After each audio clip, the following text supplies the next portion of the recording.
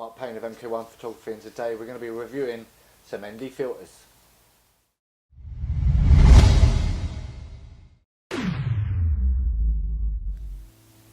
Okay, so we've got two brands of ND filter for you today. We've got some super cheap ones from eBay called X-Source.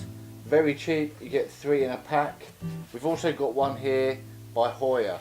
Difference between these is these go from I think it's ND2, ND4 and ND8. The Hoya is actually an ND10. But which one is worth spending your money on?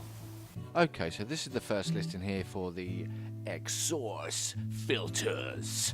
They're so goddamn amazing. Look at the price there, £4.98, and yes, it's got free packaging from eBay. Now, if you're new to photography, don't take any notice of the fact that the advertisement here says filter kit for a Nikon D3100, D5100, D5500, LF60. Okay, it doesn't matter. If your lens takes filters and they're the right size, that's what matters. It's the 52mm there, stands for 52 millimeters.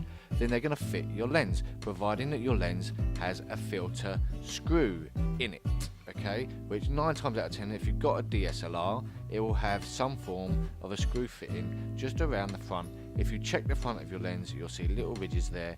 That's where you screw your filter. It doesn't matter what brand it is, they all fit the same cameras. And here's the Hoya.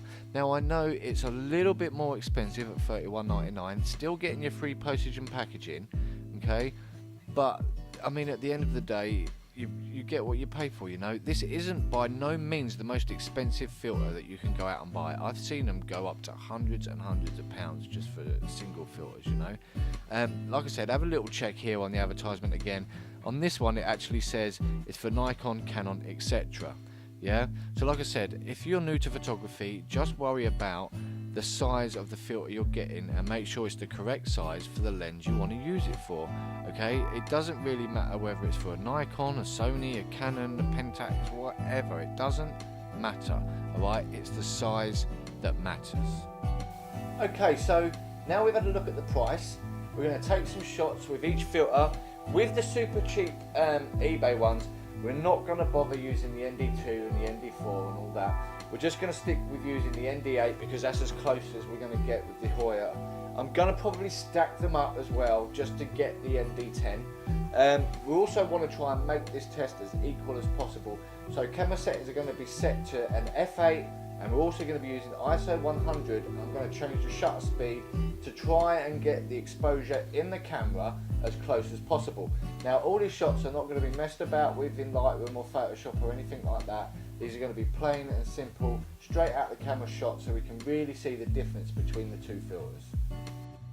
Okay, so here's our shot. This is the first shot I've took.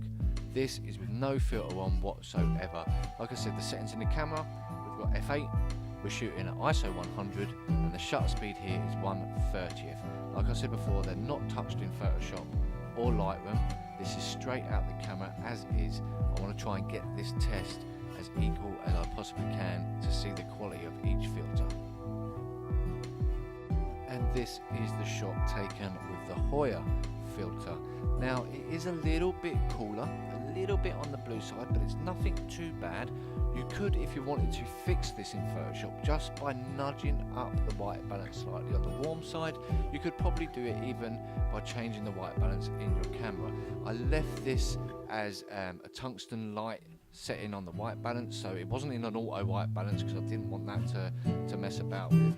But like I said, it is just slightly bluer. That's about it. The colours have stayed the same. The quality looks exactly the same as well. The only difference is the shutter speed. Now, whereas before with no filter, we actually took it at 1/30th of a second. This time, this was took at 30 seconds. So it took 30 seconds for this picture to be taken. Okay, so this is the one you've all been waiting for, the super cheap eBay filter. Now, as you can see, it's slightly colder than the Hoya. You probably could get away with adjusting this in Photoshop. It does look a little bit misty, a bit ghosty. It looks like we're starting to lose a little bit of quality. But here's the interesting thing, okay? This is supposed to be an ND8 filter. Now the Hoya is an ND10 filter. So with an ND8, there should just be sort of like 2 stops less than the ND10, right? But the weird thing is, even though the ND10, it took a 30-second shutter speed to get the image. With the ND8, I had to go all the way up to 1 over 2.5 of a second. Now that's quite a big difference really in shutter speed. That's a lot of stops. That's not 2 stops. That's a big handful of stops. So already looking like maybe the cheapy eBay ones haven't really got it on the head as to how many stops of light these filters are actually blocking out. Okay, so after the last shot I thought what I'll do is I'll get the ND2 filter from the exhaust pack and I'll screw that on the front of the ND8 filter, and then I'll use exactly the same settings as I did with the Hoya ND10 filter, and I'll use exactly the same settings and I'll see what happens, because ND2 onto ND8 will make an ND10. And look at it, it's so blown out. This is just unusable.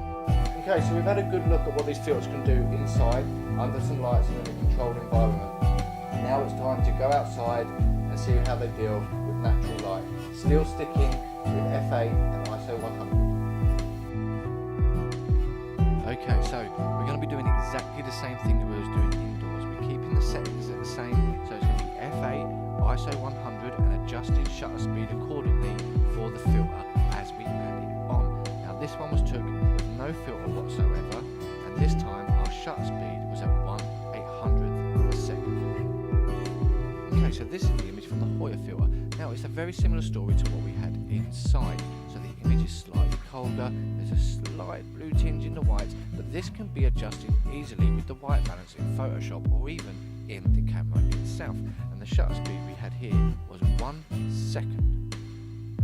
Okay, so now you can see it's really starting to mess around. It's getting very cold now. Not only is it getting very cold in the sky and on the building itself, but there is a blue misty haze across the whole photograph. Now to put this right in Photoshop is going to take you a lot of time, and I wouldn't be surprised if you wouldn't actually manage to get the image that you was after from an image taken like this in camera. And the shutter speed we used here was 1/50th of a second. Now that's half the speed that we had with the ND10, and again we're using an ND8. It should only be 2 stops of light, and that's half. Now I thought, okay, we're going to do exactly the same thing as we did last time, and we're going to put on the ND2 filter over the front of the ND8, making an ND10, except this time I'm going to adjust the shutter speed so I get a good exposure rather than just keeping it as the Hoya one, and this is the image I got.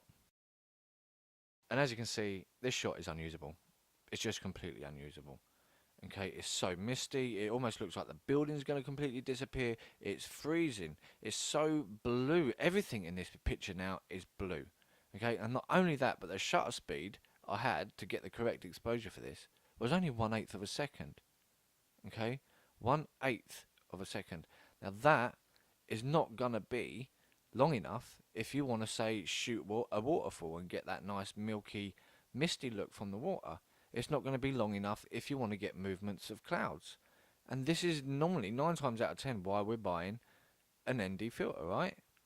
So if you want my advice, I'd maybe stay well clear of the X-Source filters. Okay, so I really hope that helped you out, guys. I'm going to drop the link down below for both these filters, so you can go and have a little look-see on eBay and whatever. I really would keep just... If you can't afford it, I mean, it's not a stupid amount of money. Some filters are a stupid amount of money. But I would go for the Hoya filter. It's just... Even if you try and correct the other filter in Photoshop and stuff, it's going to take you a lot of time. Not only that, but you're not going to get the effect that you want to look for. The Hoya filter does come in other densities, obviously. It's obviously going to, the money's going to start adding up when you want to, if you want to get the collection of all 3 that you're going to get with the eBay one. But I personally, I like the ND10 one because I use them mainly for doing long exposure shots, so it really gives me a nice long shutter speed, so I can get that nice blurry waterfall and the nice blurry cloud movement and whatever. But like I said, I'm going to drop the link down below anyway for both filters if you want to head over to eBay and purchase them yourself. I'm also going to drop the link down for my Facebook page and my Instagram. I hope you guys come along and follow. Please hit the like button and subscribe. Going to be doing some more reviews soon as well. So going to have a nice cheap tripod for you to take a look at. Really good investment, I think, and amazing price for the quality. But until next time, enjoy shooting, guys, and I'll see you soon.